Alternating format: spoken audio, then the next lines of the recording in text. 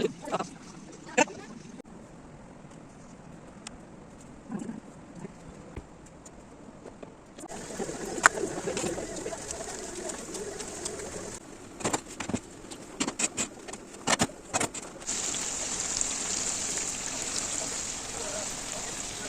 الله الرحمن الرحيم. اللهم صل على أشرف الخلق سيدنا محمد صلى الله عليه وسلم.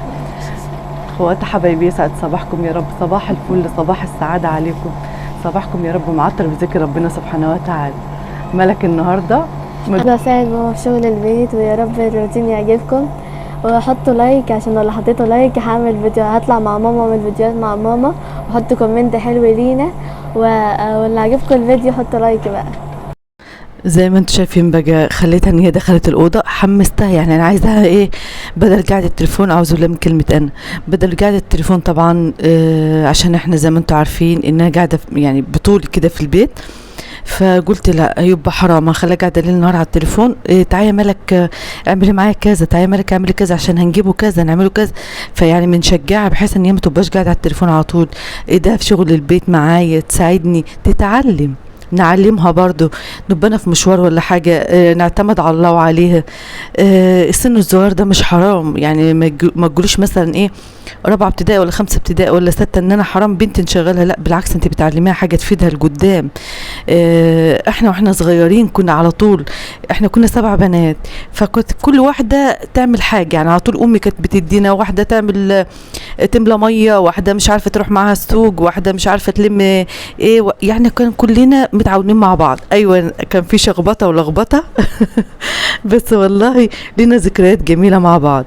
لكن عشان نخليها قاعدة 24 ساعة على التليفون ولا كده ولا كده، لا حرام عينيها، وفي نفس الوقت ما بتستفادش بحاجة، ده التليفون مضر للعيل، مش بينفع بيه يعني. بس فجيت بقى قلت لها ملك ان شاء الله تصوري معايا الروتين، هنجيب لك هديه جميله، بس كده يعني ايه، نصوروا كده روتين مع بعض، تشجعيني ونشجعوا بعض يا ملك، نتحدوا الكسل، ايه رايك تتحديني؟ جات لي بجد يا ماما، لقيتها فرحت خالص، فقلت ان خشي لها من المخرج ده، يعني هي بتساعدني بس اللي هو حاجات بسيطه. فابتديت بقى ان انا اخليها تنظف وتعمل عشان تبقى عارفه هي بتعمل ايه بعد كده لما تكبر، ما تبقاش ان اعملي كذا لا ما بنعرفش، اعملي كذا لا ما بنعرفش. فاللي بتزرعيه في الطفل وهو صغير لما بيكبر تلاقي لي ذكريات حلوه، تلاقي فاكره يا ماما لما عملت مش عارفه وجعت مني، فاكره يا ماما لما عملت معاكي كذا، فبتصنعي ذكريات، وفي نفس الوقت ان هي بتتعلم حاجه تنفعها. ولما بتخش عند الاوضه، بصي يا ملك ده بتاعك، ده مثلا كريم للبشره، ده مثلا للست لازم تكون نظيفه كذا، يعني نقعد برضو نعلمها. لازم تبقى البنوته ريحتها فواحه، لازم وهي بتصلي تبقى معطره السجاده بتاعتها عشان الملائكه تحطها، تبقى حواليها الملائكه، ونقعد بقى طول ما انا قاعده يعني ايه الحب اللي قاعده فيهم نفهمها الصح من الغلط.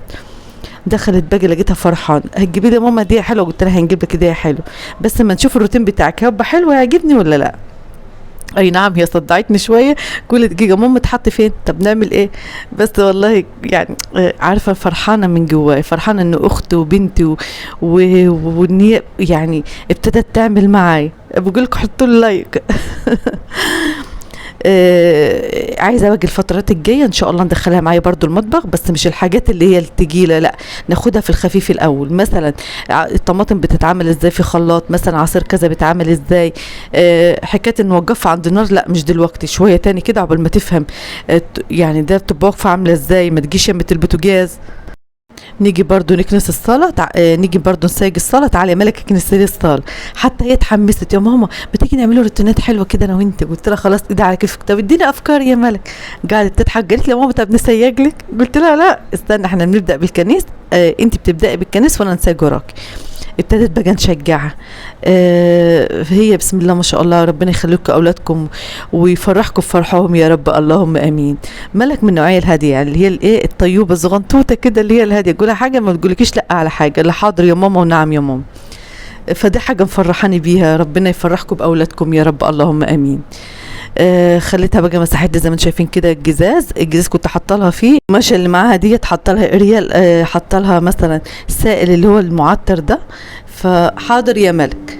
بس فبقت تمسح بقى هنا، تمسح هنا وتمسح هنا. فحاجه بسطتنا والله، ربنا يفرحكم باولادكم يا رب. بتقول لي يا ماما انت بتصوريني؟ قلت لها لا، انا هحط لك بقى الستاند، انت عليك الاوضه وانا عليا المواعين. خلاص قالت لي خلاص يا ماما، وبقت مبسوطه وبقت فرحانه باللي بتعمله. وربنا يفرحكم باولادكم يا رب. قلت بقى الفترات الجايه قبل الدراسه ان شاء الله ابتديت بقى ان انا عايزه نحجز لها مثلا اللي هو الانجليزي، عشان طبعا زي ما انتم عارفين المدارس خلاص. فابتديت بقى ايه بنشوف لها المدرسين من دلوقتي. يعني المدارس بتبقى عندنا في مصر في اول 9. فعايزه بقى ان شاء الله الفترات الجايه ديت عايزه نوظف في الشقه ان شاء الله رب العالمين. بس عايزه تشجيعكم ليا فعلا، التشجيع ده بيفرق معايا. يا بتخلوني ان انا اصور فيديو كل يوم فعلا، ونبقى بصوا عايزه ننزل كل دقيقه او كل يوم، يا اما بقى لا بنصور كل 3 ايام 4 ايام ما فيش تشجيع يبقى مش هننزل. فمستنيه تعليقاتكم وكومنتاتكم عشان تشجعوني اكتر باذن الله رب العالمين. والله عندي افكار ياما، بس هو ايه اللي هو عايزه تشجيع اكتر. بصوا هو انتوا المرايه بتاعتي، فما بتدوني الحافز بتخلوني ان انا فعلا بنبقى متحفزه في كل حاجه. خلصت بقى هنا هتخش بقى الصاله. كنت انا مطبقه لها الهدوم، وهي بقى كانت ايه بتاخد ترص هنا وبترص هنا. هي معرفاها برضو دولابها ازاي، دولاب ياسين ازاي، بتاع الملايات ازاي. فهي بنقول لها مالك طبقي كذا او رص كذا، هي عارفه بقى خلاص اوتوماتيك من نفسها. عشان ما بنيجي وبعدين لما بنيجي نطبق هدوم نفرش في الصاله، نيجي حاطه الهدوم كلها في الصاله ونيجي قاعده بقى في الارضيه بناخد راحتي. مش وانا واقفه مثلا، لا بنحطهم زي ما انتم شايفين كده، وده لوحده وده لوحده وده لوحده. فمعلماها يعني، او ما بتشوفني بنعمل ايه بتيجي مجلدانا على طول. طبعا البنت بتبقى هي في ظهر امها، يعني في اي حاجه هتلاقيها تجلدك فيها. حتى الواد بيبقى برضو كده مع ابوه، يعني يحب مثلا الطفل يحب ابوه، والبنت فعلا تحب امها، تحب تبقى زيها في كل شيء، هتلاقيها جلدتك في كل شيء. بس خدت بقى الهدوم هنا دخلتها بتاعتها، وخدت هدوم اخوها برضو والملايات. دخلت انا بقى على المواعين. كنت عايزه نعمل اكل على السريع كده، قلت ايه نغسل حبه المواعين طول ما الحوض نظيف خلاص الدنيا كلها نظيفه. فما كانش عندي اللي هم الحبه دول، غسلتهم على السريع كده، وقلت نعمل ايه كبد وجوانص. بصوا الطريقه حلوه خالص وطريقه سهله وبسيطه. عايزه نقول لاخواتي برضو المواعين لما بتيجي تغسليها بريلي ليمون حلو تمام. عندك مواعين مش عارفه تطلعي الدهون اللي فيها جامد، حبه كرول الوان، حبه كرول ابيض ولا ايه، بصوا ندعه صغننه كده تحطها مع حبه اريال مش بريل اريال، هتلاقيها هتاخد الدهون دي كلها، وهتاخد هتسحب لك الحاجات اللي من المواعين. وبعد كده اغسليها بقى غسله حلوه ببريل. لما رحت عند اختي الكبيره لقيتها ورتني، لا بصراحه ذهول، كانت حله عندها بايظه خالص. قلت تعالي بصي مروه عامله ازاي. فلا ربنا يخلي لها اولادها يا رب. خلتني الطريقه الجميله دي. ففعلا عندك اي حل انا راح نعمل كده ان شاء الله. انا عندي مجموعه حلل مش حله واحده من ساعه ما اتجوزت، بقى لهم كام سنه وما جددتش بصراحه يعني. فقلت بقى نمسكهم نظبطهم كلك ان شاء الله رب العالمين. كده خلصت الحمد لله المواعين اهوت. هنخش بقى ايه نعمل لهم اكله كويس. وعايزه نقول لكل اخت برضو، طول ما نفسيتك حلوه هتبدعي وتعملي كل شيء. والله انا عايزه نقول لكم انا فكرت كتير في موضوع القناه والكلام ده، وقلت طب خلاص انا استعنت بالله يا رب وهنتن مع اخواتي. عارفين انتوا لما بنلاقوا فيديو بيبقى حلو معايا بتبقى نفسيتي فعلا حلوه، لان بيعود على بيتي حقيقي.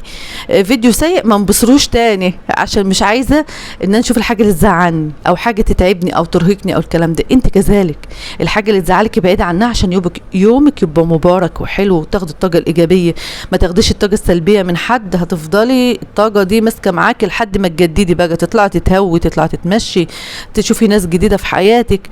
ليه طاقه ايجابيه وطاقه سلبيه؟ واحنا الزمن اللي احنا فيه زمن غريب والله، اللهم عافينا واعف عننا يا رب. فلازما تبقوا ده ماسكه في الناس الطاقه الايجابيه في حياتك.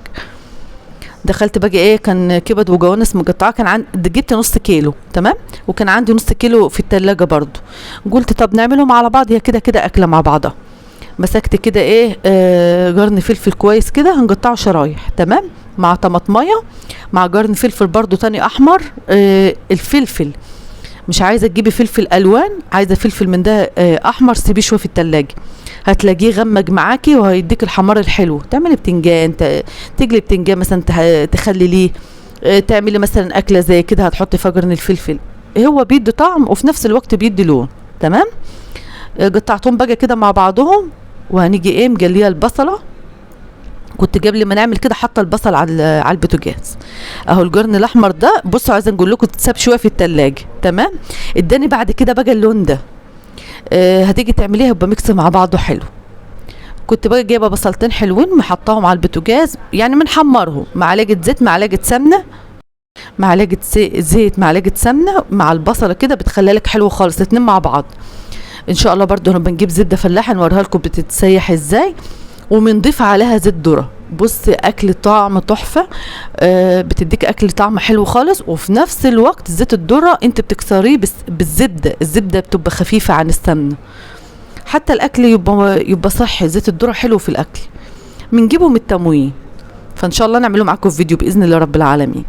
خلصت بقى كده، والبصله هي خلاص احمرت، هنيجي نازله عليها بالكبد والجوانص، تمام. يا رب روتين النهارده يعجبكم، مستنيه دعمكم لايكاتكم كومنتاتكم. روتين الست المصريه اللي بتصحى من الفجريه. بس كده نزلت بالكبد اهيت، وحطيت عليها اللي عملته معاكم، الطماطم مع الفلفل الاخضر، مكعب دجاج، توابل بقى. ميكس التوابل ده تحفه. بصي بهارات 7 بهارات، مكعب دجاج، تمام، كزبره مطحونه، كمون مطحون، فلفل اسمر، بيخلي لك الحاجات دي مع بعض كده في حته تانية. ما بنحطش بقى اللي هو حاجات اللي هي بتبقى العلب والسوسات والكلام ده، لا. الحاجات ديت احسن. انت الحاجات التانية بيبقى فيها مواد حافظه. بس كده. ممكن كاتشب ماشي تمام. وكمان الكاتشب ساعات بنعملوه في البيت، لان بنشوفها على الفيسبوك، فحاجات بصراحه تخليك يعني لا ده انا مش هناكل خالص، وربنا يعافينا يا رب. بس كده تجلبه حلوه. هخليها بقى مع بعضها كده الجمال ده. ممكن تعمل لها فينو برضو مع طحينه كده، سندوتشات فينو كده مع طحينه. ممكن عيالك مثلا طالعين نادي الكلام ده، الاكله دي بتبقى حلوه بدل ما تشتري من بره، لا بجد بيبقى ريحتها حلوه وطعمها حلو خالص. بطاطس مقليه جنبها، بتنجان مشوي. شوفي بقى انت بتعملي ايه. انا عملت معاها مكرونه سباكيتي، بس الوقت ما كانش جايبني بصراحه، فبجيت اللي هو بسرعه، يعني كان الوقت خلاص. بس اديتها تجليبه حلوه. هنسيبها بقى بالكلام ده، هنغطي عليها ونسيبها بقى مع نفسها. بجد طعمها تحفه، جربيها بالطريقه دي هتعجبك خالص. على حسب بقى اكلكم انتوا، يعني كام حاجه تعمليها معاها، يعني فينو بقى على حسب الاكل بتاعك. بصوا عامله ازاي. بس كده انا كنت عايزاها كده. طبق بقى سباكيتي، الله على الجمال، جنبها كده طحينه بقى. بصي عيشي حياتك بقى. فطعمها حلو خالص، يعني ان شاء الله تعجبكم. جربيها بالطريقه دي. يا رب روتين النهارده يكون سهل وبسيط معاكم، ما نكونش كده ان انا زهقتكم. ونتمنى يا رب تدعموني باللايك الكومنت، وربنا يحفظكم لي يا رب. نسيبكم ان شاء الله فيديوهات جديده في رعايه الله. السلام عليكم.